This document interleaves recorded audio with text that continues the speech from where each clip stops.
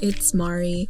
Welcome back to my channel, or if you're new here, then welcome and thank you so much for joining me today. In today's video, I will be going over my 2022 planner/journal/notebook lineup to show you what's been working, what hasn't been working, and any additions that I've made to my ever-growing collection. So let's start with what has been working from my original 2022 lineup. The Hobonichi Weeks. I've been hearing that 2022 is the year for Hobonichi planners, and I can see why. I had only ever heard of and tried the Hobonichi original before 2022, which is a daily planner that definitely did not work for me back in 2019. But the Weeks, I love it. It's really been a game changer for me. So back in December, I decided to make this Hobonichi Weeks Mega my bullet journal and everyday carry, and it hasn't failed me so far. It's working because almost everything has been set up for me. So there's a yearly, monthly, and weekly view ready to go, so all I have to do is draw a few lines at the start of each week and I'm done. I'm also finding that I have plenty of space for my daily tasks in the note section. So I've been using the note section for a little more than 1.5 months, and I've only used 10 pages so far. So I know that I'll be able to fit the whole year in, and plenty of collections if I wanted to. I'll probably do a full review of the Hobonichi Weeks and my impressions of it, so if you're interested in watching that, please let me know in the comments below. If I had to say one negative thing about the weeks, it's that it takes a while for my fountain pen ink to dry on the paper. But I know that I could look for faster drying ink, and at the moment I just place a scrap piece of paper in between the pages so that I can flip to a different page. Moving into a Hobonichi Weeks was 100% the right decision for me, and I can't wait to see it fully completed by the end of 2022. The second planner that has been working really well for me is my health and wellness journal that is also in a Hobonichi Weeks. I find that the weekly view has the perfect amount of space that I need to keep track of my sleep, emotional check-ins, physical symptoms, and wins on a daily basis. It's also very satisfying to see my monthly views and weekly views all filled out. The daily notes aren't really something that I look over, but I do think it's great to consciously check in with myself at the end of the day to see how I'm doing. I have debated moving this health and wellness journal into a ring planner, but honestly, I still enjoy writing in a bound book more than a ring planner, so the Weeks is here to stay. One tiny negative point is that it's kind of a pain to set up the weekly views, but I think I'm just spoiled at this point because everything else is set up for me. So what I've done is I've started setting up a whole month in one go so that I don't have to think about it for the rest of the month, and that's been working really well for me so far. Okay, so what hasn't been working? First, my traveler's notebook in the regular size, which I wanted to use as my reading journal. I'm definitely enjoying writing down my book reviews in the dot grid notebook, and I'm loving the crinkly sound it makes when I'm finished with a spread. But what hasn't been working is my monthly insert. I still have no idea how to use it. Initially, I set it up as a reading tracker and a space to note down my reading challenges for the year, but with both of these, it's kind of a pain to check them regularly. I don't really want to open my traveler's notebook just to mark a dot on the yearly view, and I don't want to have to take out a whole planner just to see what books I still have to read for a challenge.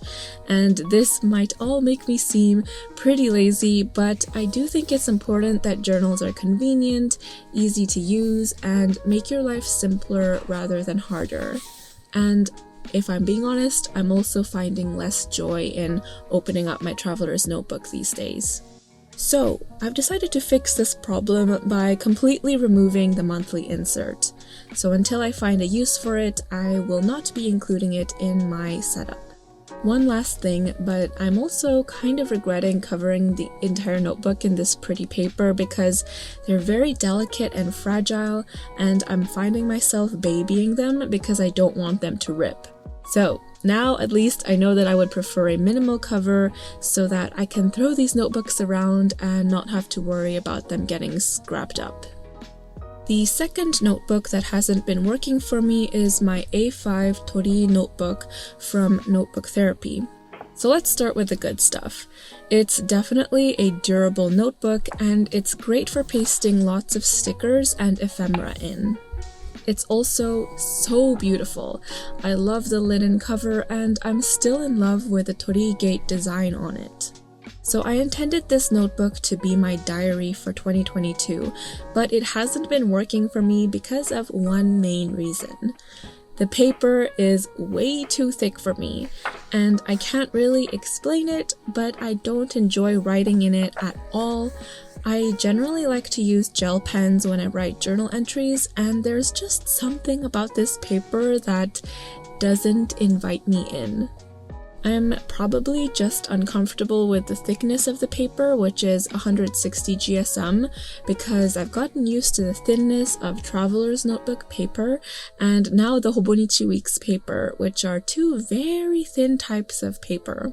And because it's so thick, it also doesn't make my favorite crinkly sound even when I stick stuff onto it. So I've decided to convert this notebook into a memory keeping journal where I will paste in lots of photos and keep writing to a minimum because the paper holds up really well to that. So that was my original lineup for 2022. Now, what are the additions to my collection? First, we have my B6 Stalogy 365 Days notebook. I haven't introduced this notebook, but I purchased it while I was in Japan, and I had originally planned on buying the Hobonichi original because I was really inspired to start a daily memory keeping journal, but unfortunately they were sold out, and so I settled on the Stalogy. I say settled, but honestly now I couldn't be happier that I went with the Stalogy. I know now that keeping a daily journal is just not for me. This Stalogy notebook replaces my A5 notebook as my diary. I originally wanted to use it as a daily memory keeping journal where I would paste lots of photos and stickers in, but after a month of trying to do that, I couldn't keep up with it, and the notebook was getting bulkier and bulkier, and I'd also heard that once you're more than halfway through the notebook, it gets harder and more uncomfortable to write in. So I converted it into my diary and switched its role with my A5 notebook. So now, this B6 Stalogy is my diary and my A5 notebook is for memory keeping. And when I came up with this idea, I really thought that I was a genius. So this works because I love the thinness of the Stalogy paper and the minimalism of the grid, and I'm really loving the experience of writing in here. The second addition to my lineup is my Mini 5 ring planner, which I think you've all probably seen and heard enough of from me. I love this baby planner so much. It's my happy place and I love how versatile it is. So my setup for this hasn't changed. It's still where I jot down tasks, use it as a gratitude journal, a daily journal, a reading tracker, and a space for all of my collections. Finally, I have added a Moterm pocket planner to my lineup. The true purpose of this planner is still up in the air and it's constantly changing, which I think is the beauty of a ring planner. It was kind of a forced addition to my lineup, and I really struggled to find a use for it that didn't overlap with the rest of my planners, but at the moment it's fitting in well and it's working well, so I'm happy with that. I will be doing a more in-depth video on it, but at the moment it's my study planner, content planner, collage journal, media journal, and recipe book. All in all, my original lineup has about a 65% success rate. I had to fix a couple of issues, but overall I think I made the right decisions back in December. I did go from 4 notebooks to 7 planners / journals / notebooks, but I am loving it. How have you been doing with your notebooks and planners? I'm really curious to know what's been working and what hasn't been working, so please let me know in the comments below and I would love to chat. So if you enjoyed this video, please hit that like button and consider subscribing because it helps me a lot. And you might also want to check out my original 2022 notebook lineup video if you're interested in knowing what I had originally planned for my lineup. Thank you so much for watching, and I will see you in the next one. Bye!